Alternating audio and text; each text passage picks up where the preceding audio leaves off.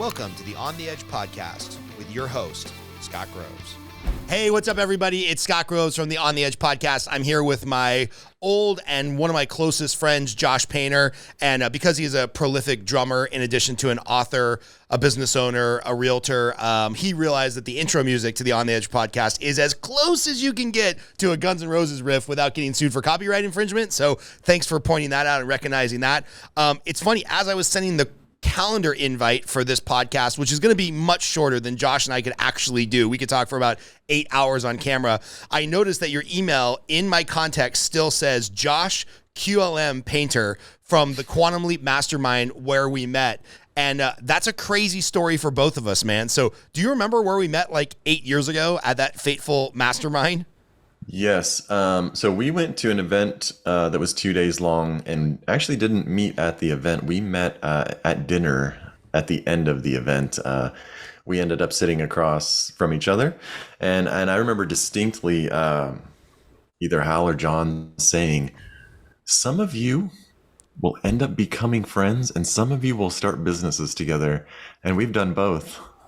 It's amazing. About our most recent venture with so the guys and Veronica. So we've done that. And of course, dude, you're one of my best friends, man. I don't know if I tell you that enough, but I hope you know that. You're one of my best friends. It's bro so hug, easy. man. Like bro hug into the camera. It's so easy to talk to you. Our political conversations will probably be boring and not what your podcast listeners are used to because we pretty much agree on everything. So if you want to know what my opinions are, just listen to all of Scott's controversial opinions. And I am in the back shaking my head like, yep. That's amazing. But yeah. So that's how we met. Yeah, man, it's been 8 years already. So when we met, it's crazy. You had been a lender, which connected us. You also worked in the prison system previously, which still blows my mind that you were a prison guard. And then you had like just started really taking off with your brokerage. Like you were just kind of fine tuning the systems and the Zillow leads and the joint ventures and the partnerships and managing people and leading people. And then through our time together in these last couple of masterminds, things just really took off. You sold your company. You took your company back. And then at some point you're like, dude, what I'm really doing here is I'm coaching other realtors how to be the best version of themselves. And then that led to the book, which what's the release date for the book? Because we're going to try to get this podcast to release as near as possible to the book date. Yeah. So the release date's November 29th. Perfect. 2022. If you're listening to this 2 years in the future, you missed it. So go get it. It's been out for 2 years. It's a bestseller. You need to read this. And I know you have a lot of momentum behind this book. Like you've got a marketing team working on it. You guys are going to try to hit like Wall Street Journal bestseller. You've got all kinds of things working behind the scenes to help you with a successful launch. But if the book sucks, none of that's going to matter.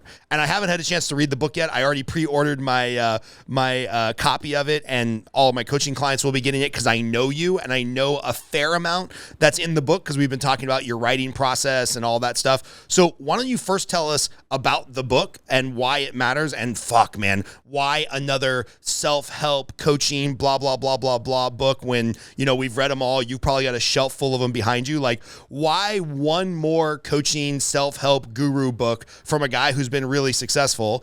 And I have to say to everybody in the audience, I think Josh's biggest success is a couple of years ago. He basically took a year off where he hung out in his pool, taught himself how to play drums, spent a bunch of time with his beautiful wife and his grown kids, and like ran a 7-figure business working. Would it be an exaggeration to say 4 hours a day? No. That might be an exaggeration. Yeah, maybe working 2 hours a day. So anyway, tell us about best version ever. Okay, so I'm going to try to touch on your actual question of why yet another one, right? So I like to call it a personal development mixtape or greatest hits. No, I mean, I realized when I was 30 years old that I was living a life that others expected of me, and not the life that I wanted to live. I went down the personal development rabbit hole, if you will.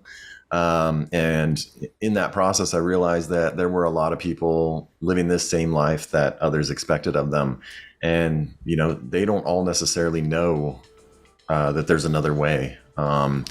So, I went to events, By the way, seminars. speaking, let's just address the elephant in the room. Speaking of Yeah. like your best version ever, I have a calendar reminder because of something that you taught me with those daily habits. You were using like the daily habit, Darren Hardy. And this is like, take my vitamins and floss my teeth because this is something I want to get in a better habit of doing every night. So this is like real time. That was the alarm that just went off. It said, go take your drugs and floss your teeth. Which is kind of embarrassing to admit, but that should be the only thing that goes off because I turn my phone on airplane mode, but not the alarms. Yeah. No, it's crazy. I mean, everybody wants to floss other than the 2 days a year that they see their dentist. So, I mean, I literally built the habit by having a piece of paper right here that said floss, and I would check it off every single day. And I mean, it must be 7 years now. No cavities. Don't even worry about that anymore. And it just became a habit. I digress. So I went to these events and seminars, right? And I realized that a lot of them are sales pitches and some dude on the stage doing keynote speeches and really just trying to sell his book or his stuff, right? So then I would leave these events and I'd have all these journals, but they would have like notes in them, right? And they'd get thrown on a shelf and maybe I'd look at them and maybe I wouldn't. But I decided to design the event that I wanted to go to, which is, well, I've been doing it for 6 years now, and it's called Best Version Ever. And the whole event is making a plan to become your best version ever, and not just writing down inspirational notes, but actually creating a plan and then not leaving the event without taking that first step and taking those first actions, right? So after doing those for 5 or 6 years, it would have been about a year ago. I always get feedback after the events, and the thing that kept coming up was, hey, this event's great. I love it. I would really like to know why. Why does this work? Why do we do these things? And so that kind of set into motion this year. Writing a book, calling it Best Version Ever. Discover the magic of becoming extraordinary. And again, it's a personal development greatest hits. It's hey, I used to recommend 10 to 15 different books for different things, and what if I took everything that I know and everything that I've learned and put it into one book that I could recommend? And sometimes we forget that most people don't work on personal development, and most people don't make these habits or have this knowledge. So having one more book out there, there's a good chance that, everyone that buys mine has never heard of, our friend Hal or our friends John and Darren Hardy and Atomic Habits, right? Like most people just my book will probably be their first experience with personal development. So here's your 10-part crib sheet for not reading these other 15 books, right? Yeah. It's the mixtape. Yeah, I did the work for you. Yeah, all you got to do is go do things. And I know you have a couple shining examples of this. You have one individual on your team who went from, we'll just say struggling bartender to now like mega top producer on your team, crushing it. I know this because I know him. And I also know he drives a Lamborghini because he can afford it. And he's been really smart with his money and he continues to crush, not because he's some wannabe Instagram star. So kudos to him. And I know you have some other success stories. Like you said, you've been running this event for 6 years and it's actually relatable. And one of the things that I love that you do is you have them at the end of the event, and spoiler alert for anybody that's never been to the event before, you have them write a letter. Can you talk about that? Because I'm guessing something from that exercise is in your book. Yes, that exact exercise is in the book, and that is it's something that I've been doing every year since 2009 was the first year that I did it, and I don't even remember why I started doing it, but writing a letter to yourself that says, it is December 31st, 2022, and I've become my best version ever because, and then you write this as if you write out all your hopes, dreams, and goals as if they've already occurred. And then the real power is just reading it out loud, reading it to others, having them read theirs to you, because then you get inspired, you get other ideas. But then the best part is I usually collect it, and then I got a whole stack over there that I'm not going to grab because my headphones are the wire's way too short, and it'll take this whole fucking interview into a different direction. But I got a whole stack that I usually mail out at the beginning of December, and I don't know why, man. Inevitably, everyone forgets that they gave me this letter, and gets it a year later, and they get to open it, and it's just like this whole thing of, oh my God, I did this. This happened. So. Or, hey, I've got something else to shoot for this year. Yeah. I was gonna lose 2023. Was gonna lose 10 pounds this year, only 13 to go. So that might roll over to the following year for me. Yeah, I will just touch on one thing is like, yes, I do coach real estate agents, but this has transcended, outside of real estate. I've got one lady just literally called her boss at the event and was like, I'm going to start working part-time. I need to follow my dreams. I was like, holy shit. Whoa. That's crazy. I got another non-real estate agent. She was like, I lost 50 pounds this year. She just called me like a couple weeks ago, and we were just talking about something random. She was like, oh, I think you should know that. And she's probably clearly the exception, but she goes, I know you're going to mail me this letter in December. So I knew I needed to lose 50 pounds this year. So I did. And I was like, oh, holy shit. It works. It works. Yeah. Isn't it crazy when something that you've either written or said or done or some exercise, somebody repeats it back to you? Like, my book isn't that big of a deal, but in a very small circle of loan officers, it's kind of become gospel for some people. And somebody will report back, they'll be like, dude, I love day 27. And I got to go to the book and be like, yeah, that was a pretty good one, man. I stole that one from John Vroman or Josh Painter or Justin Grable. And like, I'm glad it worked for you. It's pretty nutso when you start to help people. It really is. I get surprised all the time. But the stuff does work. And sometimes I love those calls because it reminds me of like, oh yeah, that's why you're doing this. This does work. I hope the book doesn't suck. I'm totally biased, right? I've been deep in it for 6 months, 8 months. I mean, I don't think I ever want to read it again. I've seen it so much. But no, I think it's good. I think there's a good mix of, actionable items mixed with some of my personal stories and some other people's stories, right? So. And I know, again, I have a lot of background on this because we're such close friends. A few years back, you took kind of a copywriting in real estate course, and that led to like some super long form Facebook posts that were really, really vulnerable. And quite frankly, like had you exposing something about yourself with the intention of like exposing something about your company with the intention of like talking about the path for success to other people. And at the end of the day, it just comes across as like a very genuine, authentic recruiting tool. Can you talk about like, were you a prolific writer when you were in high school? Have you always loved writing? Is this copy? Like what happened for you to wake up one day and be like, I'm going to undertake the task of writing a book? I guess the short answer is I've always had a great command of like the English language and grammar and big words. I hate to say it, but I'm that asshole that will notice immediately if you've used the wrong version of there. You're the grammar Nazi. Oh. I am. I don't want to be. I mean, it's funny because in 2008. 9, I needed an assistant, and I put an ad on Craigslist, and it was like, if you don't know the difference between there, and there, just don't even respond or whatever. I mean, like it was like an assholey ad. But I'm still friends with the girl that I hired in 2009, and she'll send me grammar stuff still. Amazing. She doesn't even work for me. But she loved the ad, right? And it's like I needed someone to be emailing or communicating on my behalf and not have me look like an idiot.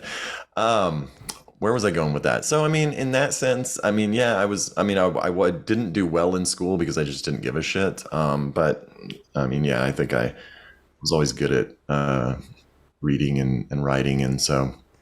Which is, which by the way, is totally contrary to my experience writing a book. When I got a copy editor, she read through the whole book once to give me a quote. And she was like, hey, I got good news and I got bad news. And I'm like, what? She's like, for a business book, it's exceptional. Like I found myself actually wanting to read through it. And I'm like, all right, awesome, dude. I'm like, what's the bad news? She's like, well, It's a 47,000 word count book, and you've got about 60,000 errors, typos, and grammatical errors. So I'm going to go from 2 cents a word to 3 cents a word to go ahead and proof this. And I'm like, sweet. I went to LA Unified School District. I'm half a moron. I still frequently misspell bureaucracy so badly that spell check won't give me a suggestion on how to actually spell the word. So you and I couldn't be more different in that sense, but hopefully we both end up with a good book. Yeah. Spell check's like, am I doing something wrong? Like, yeah, exactly. Is it me? It just throws up its hand. It's like, I got shit for you, dude. That word is Greek to me for sure. Yeah. I mean, it's a semi-useless skill, knowing when people use the wrong words in emails. And it pisses me off when I use speech to text because, my phone is constantly using the wrong version of accept versus accept. So anyway, writing a book was one of the hardest things I've done, though. I completely underestimated what it was going to take. So I don't know that I want to do it again. There you go. Walk us through the book. Is it, short chapters where you have an actionable item every day for a year? Is it more theoretical, is like, hey, this is how you take care of your health, your wealth, and this? Is it anecdotal stories with a, fairy tale at the end of how people are supposed to live? Like, how's the book actually organized? Yeah, so there's an introduction that kind of tells a little bit of the story of what I just said, why I would write a book. And really tapping into like mindset, right? So the very first chapter is about your mindset, and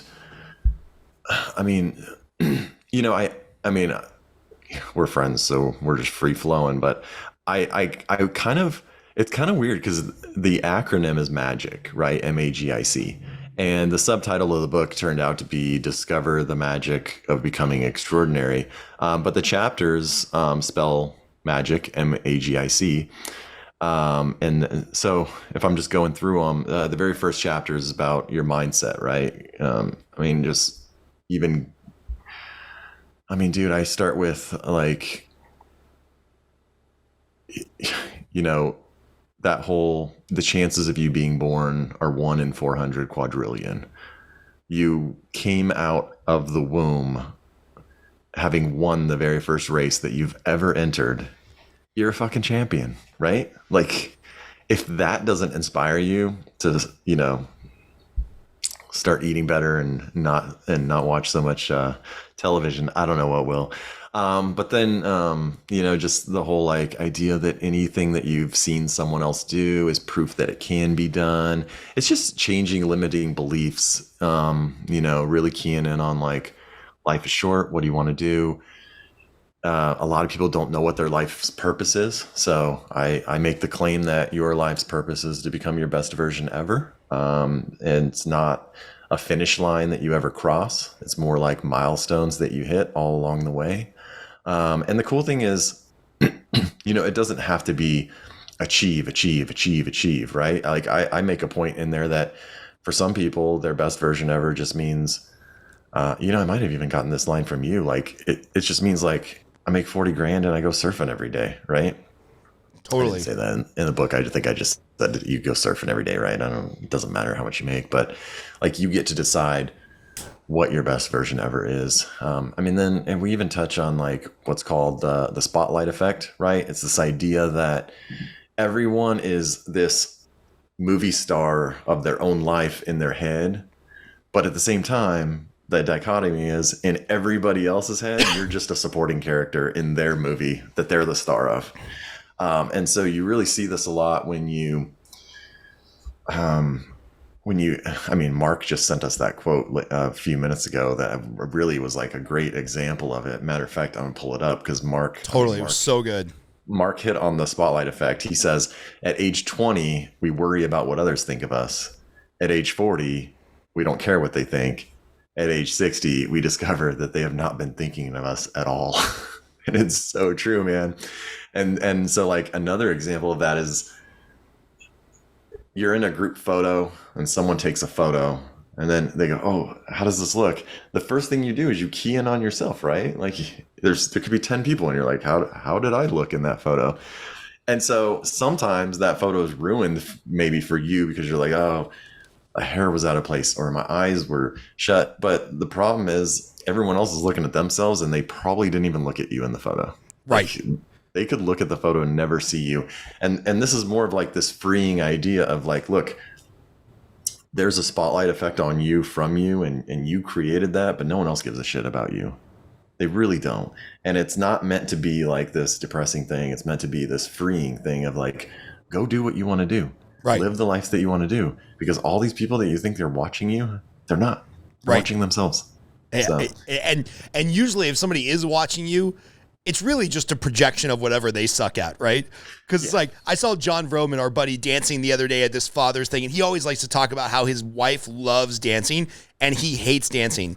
And I made a point to go tell him, I was like, hey, John, I'm like, I love the fact that you're putting yourself out there and you're dancing more and you're going to Burning Man and you're doing whatever you have to do to fall in love with dancing with your wife. And having just watched you dance, I totally understand why you're self-conscious, because you look like Elaine from Seinfeld, right? And I'm gonna have Chris like stitch in the Elaine video from Seinfeld. But I'm only saying that because I'm super self-conscious about how bad I dance. So after I said it, I kind of felt like a jerk. I was like, oh, I'm probably just projecting on him how badly I dance and how my wife wishes that I would love to dance more. Like it's just complete projection of my own self-absorbed thoughts onto him. It had nothing to do with him, and we're all just losers. So what's the A.G.I.C mean? Once we get past the okay, mindset's right. I'm not a loser. I just need to go dance more, and nobody's looking at me. Nobody gives a shit. What's the A.G.I.C in magic? All right, so the A is aim, right? And you remember like me just going back and forth with everybody constantly, like what should the aim A be, right? Because I have many choices, but do you hear that? That's proof that your wife is tossing dishes. You know, she was doing that earlier today on a different podcast. So fuck it. It Hey, is what it is. Could be worse. Yeah. So the A is aim, and really finding, you know, what is it you want to achieve? What do you want to set out to do? What is your best version ever look like? Are there things you want to accomplish? Are there things you want to do? The G is, and I mean, every chapter has different prompts, action items, questions that can help reveal the answers to these. So there's tons of take actions all, throughout the chapter and at the ends.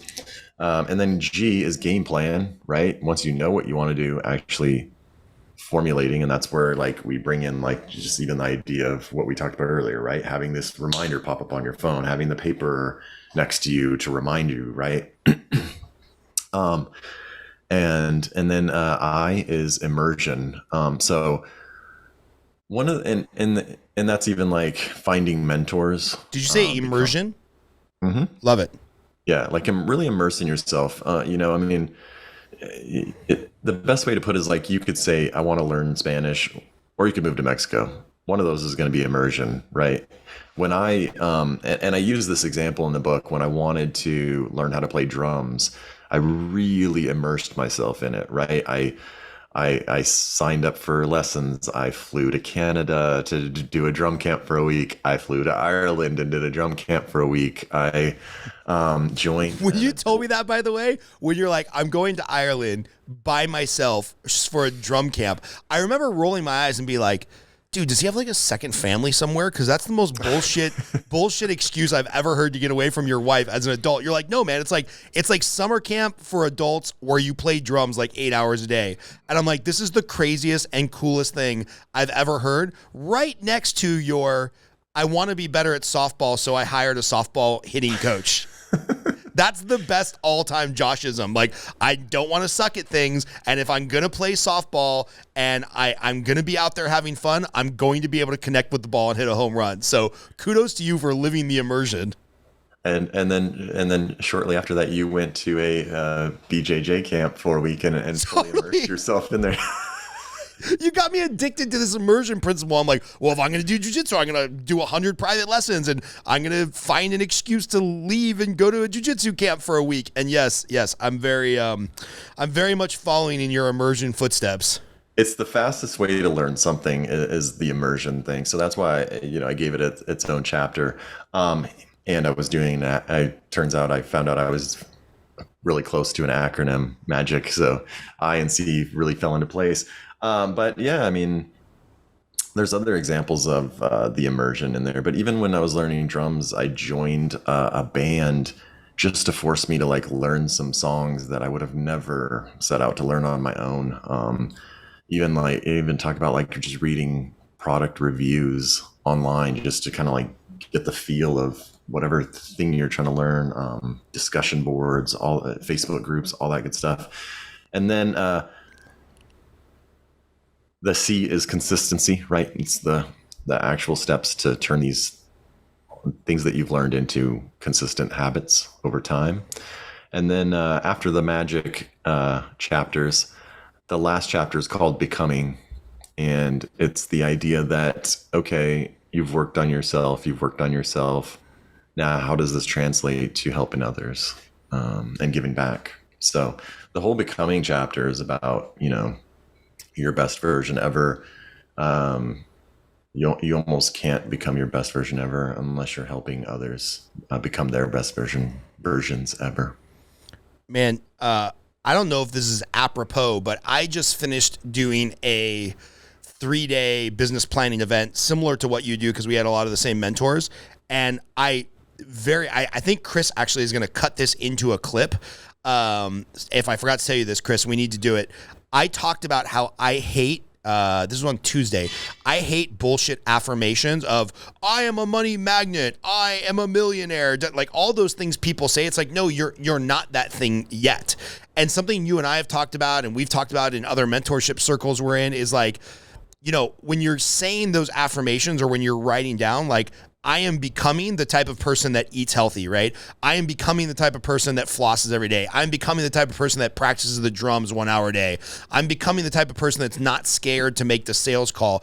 I was just talking about this yesterday that I'm going to get, my wife's going to kill me when I come home with it. I'm going to get the word becoming, ellipsis. I'm going to get that tattooed on my forearm because you know me well enough to know that like I fall into these things where it's like 90 days hard charging. And then it's like, oh, well, that was just a thing I did, not a person I'm becoming. And then I gain back the weight or I lose focus on the telling my wife I love her every day. But if you're becoming something, it's like, okay, well, I don't have to have a lot of guilt around if I miss a day or if I fall off the wagon. It's like, because I'm not saying that I'm that person, right? I'm not the triathlon, but maybe I'm becoming the healthiest version of myself. I'm becoming the best version of myself as a leader. I'm not there yet. I make all kinds of leadership mistakes, but like that idea of becoming something is almost more fascinating to me and more like motivating than being, right? Because once you are something, you're like, oh, cool, I arrived.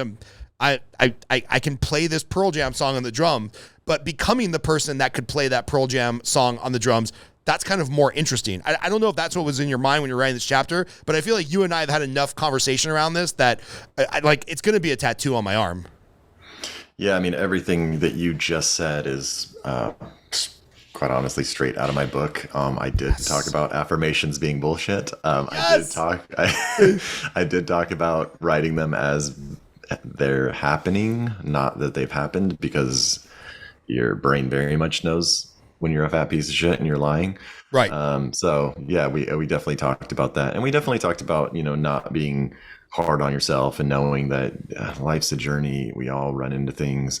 I talk about the seasons of life. I even touch on, life is, the cover of the book is an ocean wave. And, part of me doesn't want to like give my interpretation because it's kind of like, like Pearl Jam, you brought them up. They stopped doing music videos because everyone like interpreted it a different way. Than they were just like, I want people to interpret it the way they want to. But one of the things that I did mention in the book is like, life is very much like this ocean wave, right? Like it's building, it's swelling, like it hits this peak and then it fucking crashes. And then it slows, right? And then there's almost like this drawing back into itself, right? So I've gone through those seasons of like, hell yeah, man, you're like at the peak, right? But then it always like comes down and kind of like pulls back into itself, and then you start a new wave, right? And so I don't know how I got on that, but yeah, man, we're always becoming. You don't ever hit a finish line. There's always something more. I love it.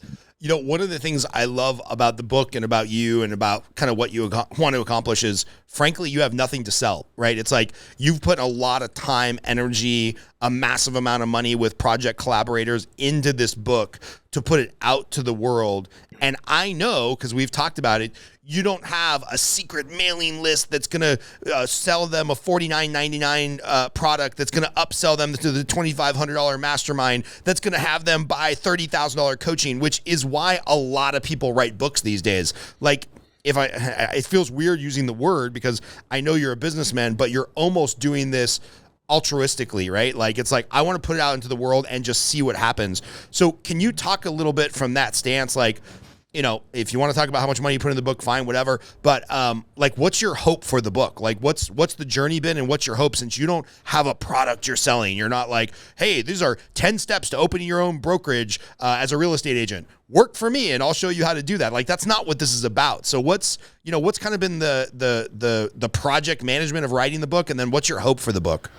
I guess my hope for the book, it started as an explanation. It started as like a mini version of my day-long event for people who are never going to come to my day-long event, right? It's like, or for my kids, maybe they'll pick it up 10 years from now, or maybe a young person will be inspired by it. But I think the main reason is like, as well as I do, no one makes money selling books, right? Right. It's like, maybe it leads to other things. Maybe it leads to a relationship or a friendship. I don't know. One of my favorite books is Untethered Soul.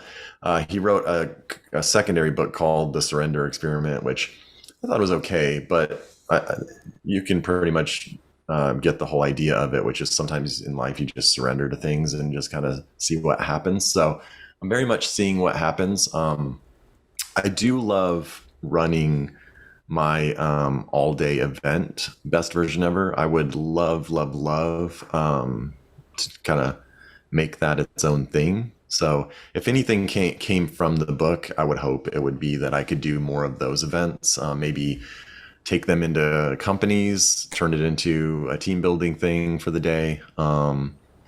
But yeah, I think that's the most that I maybe have planned for this right now. What's your favorite one of the acronyms, like the M.A.G.I.C, mindset, aim, game plan, emerging, consistency? What's the one where you feel like you kind of naturally have dialed in and you thrive? And what's one where you're like, dude, I really have to work on this, and I kind of wrote the book for myself because I struggle with this one? I think the one that I probably dialed in the most was mindset, right? I mean, I learned very quickly. I learned when I was 30 of like, I'm responsible for my own happiness. I'm responsible for my life. No one else is, right? I'm not entitled to anything. Nobody owes me anything. And I really quickly keyed in of like, oh wait, my life has gone the way it has because of decisions that I made, not because of the world. Nothing happened to me. The world didn't happen to me. It's like, I'm responsible. And if I want to do something, then I need to be in charge of that. So I think I got the mindset thing down and really trying to convey that as much as I can. Which one I probably need the most help with and would have been writing it for myself. Probably, that's a tough one, man. Maybe game plan, because sometimes I fly by the seat of my pants. Mm-hmm. Sometimes I don't plan things out as much as I should. Yeah, I think it's easy to aim and feel like, hey, what do I want to accomplish and what I want to do. And the immersion and consistency has been pretty standard, but setting it out and mapping it out might be my downfall. Fair enough. Yeah. And who's your target audience? If one copy of your book is released and you're like, oh, this can end up in a 16-year-old troubled youth's hand. This can end up in a, business owner that's about to give up. If there was like one copy of your book or one demographic of type of person that this could go to, like, who's your target demographic for the book? It's so easy to say that, okay, if I had one copy, it'd probably go to a 26-year-old who is working a job that he hates and sees people around him being, getting success or becoming successful, but doesn't necessarily know where to start or doesn't have that mindset piece yet.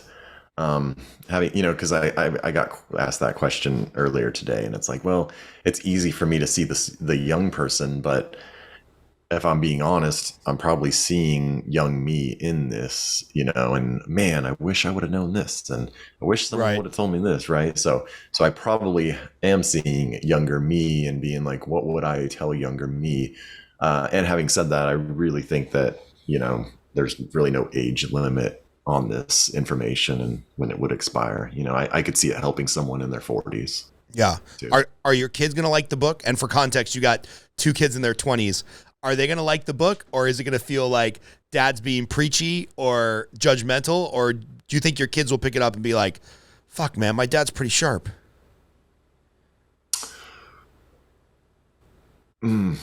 I hope they pick it up, and I hope they say my dad's pretty sharp, and I wonder if they'll read it out of obligation. So if you guys are listening to this interview somehow, because you're probably not, but no, I hope they get something from it. I think I hope they do. That's awesome, man. Yeah. Hey, two questions, because this is going to drop Thanksgiving week right before your book comes out, because it comes out Tuesday the 29th, right? That's when books come out, on Tuesdays? Yeah, Tuesday. So we'll drop this the Thursday before Thanksgiving, or the Wednesday before Thanksgiving, so everybody can listen to this, all 100 people that listen to us, and they can pre-order your book, Best Version Ever, on Amazon. As we go into the end of the year, 2 final questions that have nothing to do with your book. Well, a little bit to do with your book. One, what are you most looking forward to in 2023? Like if something miraculous was to happen with you, this book, the experience, what are you looking forward to in 2023? And then I always ask this, what's your favorite movie and why? I'm kind of embarrassed that we're as close as we are and I don't know the answer to this question. Or maybe I do and I just forgot. Oh, this is so good. Okay, which one of those do you want me to answer first? I don't care. Go for it. Okay. I'm going to say, going into 2023 with the book, what I'm most looking forward to is I'm most looking forward to people reading it. I want people to like it. There's no part of me that feels like any kind of ego of like, I need X amount of sales or anything like that. I just want people to not think it sucks and not hate it. I told my editor the whole time I was writing it, I was like, the world doesn't need another shitty book. So just let me know. Like, I'm good. I can walk away from this. And she never said that. She says she loves it. So I hope that,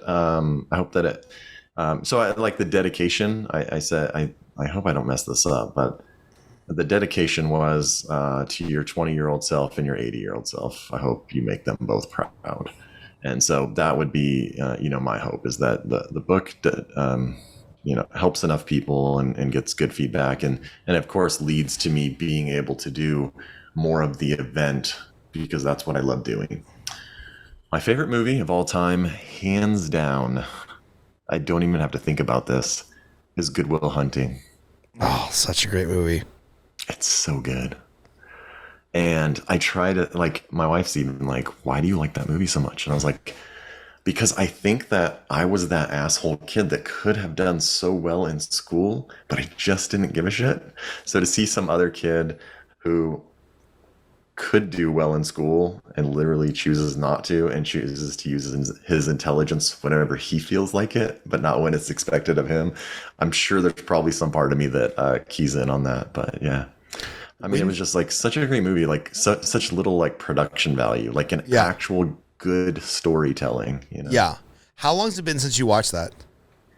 Oh, I'm sure I watched it last year. I mean, I watch it almost every year. If not last year, then the year before. It had been a while since I watched that, and then I went back and I watched that. I watched Patch Adams, and I watched Dead Poet Society when Robin Williams died. And all 3 of those movies are just gut-wrenchingly hard to begin with, and they're deep and they're like emotional, especially if you were like ever a young man that felt lost. All of those movies really just hit you right in the nuts. And then since he had just passed, like there's so many scenes where he's talking and giving monologue and giving life advice where it's like, oh, this is so much more relevant now, or it feels more relevant. Yeah. And I'm pretty sure like I cried like 10 times that day watching those 3 movies. They're rough, man. So it's like, I don't even need to ask you why you love Good Will Hunting so much, because anybody that hasn't watched it is missing out on a cinematic masterpiece, needs to go buy it on Amazon right now and watch it. And then report back in the comments. Yeah, it's crazy. I know I watched that movie when it came out, which I'm just going to guess had to have been 96 or 97. And it's just crazy. In all this time, no movie for me has ever surpassed it, you know? Like you would think eventually I'd be like, all right, this is my favorite movie now. But no, still that one. December 5th, 1997. Yep. Nice. I remember watching it on VHS somewhere around graduation. Somewhere, must have been in the Army, because I had already graduated and already left for the Army. So I just remember watching that and Shawshank Redemption a lot on VHS, because somebody in the barracks must have had them. And so when we were broke, buy a 24-pack of beer and watch those 2 movies over and over again, because of course we couldn't afford cable. And I've seen that movie way more than I'd like to admit. Hey man, when are you going to be in Vegas so we can do this live? Because I love promoting your book, but we got to sit down and have like a 3-hour political rap, business rap, because people need to hear your whole story, everything you just went through with your brokerage, buyout, sellout, parse it back to you. I don't know how much that you can talk about legally, but we'll figure it out. And, you've just got some fun, personal business, all kinds of experience that we need to talk about. So when are we going to get a follow-up on the books? We will get it soon. I thought for sure the first time I was on your podcast would be in person, because I wanted to hang out with you in Vegas, see your studio. But here we are promoting the book, so thank you for that. But very soon. And we can talk about a lot of the stories that actually made it into the book. Cool, man. A lot that didn't.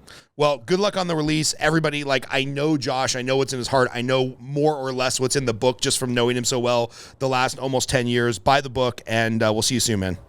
Awesome. Thanks, man. Oh, and did we tell everyone bestversionever.com? Bestversionever.com. Go sign up for all the freebies that come along with it. See, you do have a mailing list, even though you have nothing to sell, which is kind of funny. Yeah. Exactly. All right, dude. Yeah. Love you. Talk to you soon.